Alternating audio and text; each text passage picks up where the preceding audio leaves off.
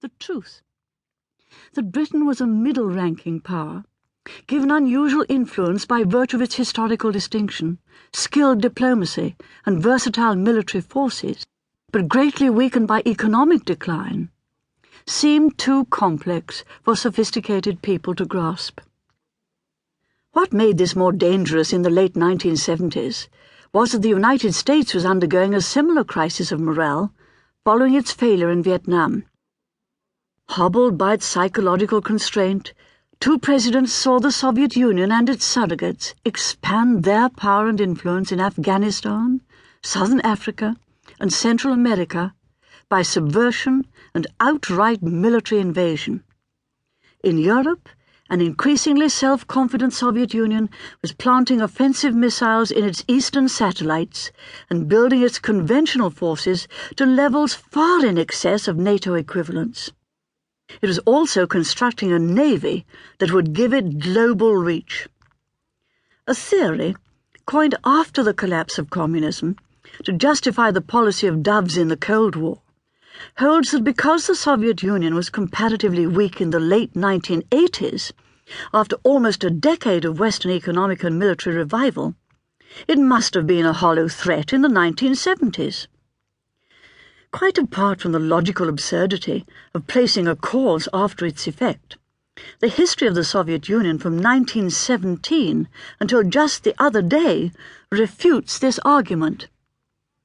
The Soviet Union was a power which deliberately inflicted economic backwardness on itself for political and ideological reasons, but compensated for this by concentrating resources on its military sector and by using the power this gave it to obtain further resources by force or the threat of force.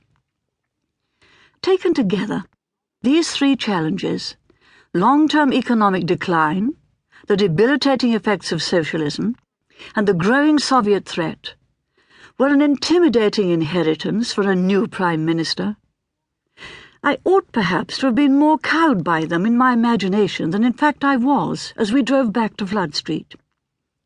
The emotion I felt was exhilaration at the challenge. Some of this exhilaration came from meeting a wide range of my fellow countrymen in 4 years as opposition leader. They were so much better than the statistics said, more energetic, more independent, more restive at the decline of the country, and more ready than many of my parliamentary colleagues to support painful measures to reverse that decline. I sensed that a sea change had occurred in the political sensibility of the British people. They had given up on socialism and were ready to try something else.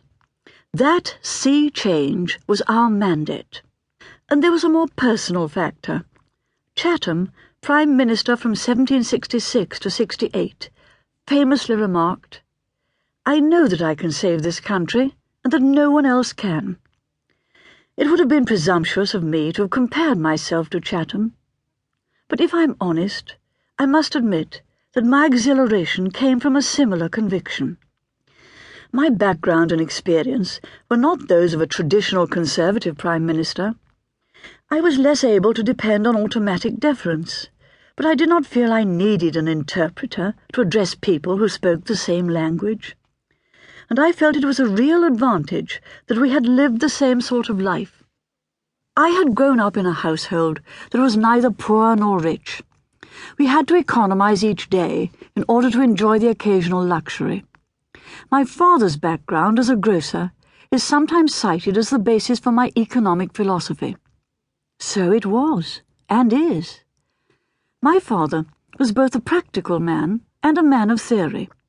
He liked to connect the progress of our corner shop with the great complex romance of international trade, which recruited people from all over the world to ensure that a family in Grantham could have on its table rice from India, coffee from Kenya, sugar from the West Indies, and spices from 5 continents. Before I read a line from the great liberal economists, I knew from my father's accounts that the free market was like a vast sensitive nervous system, responding to events and signals all over the world to meet the ever-changing needs of peoples in different countries with a kind of benign indifference to their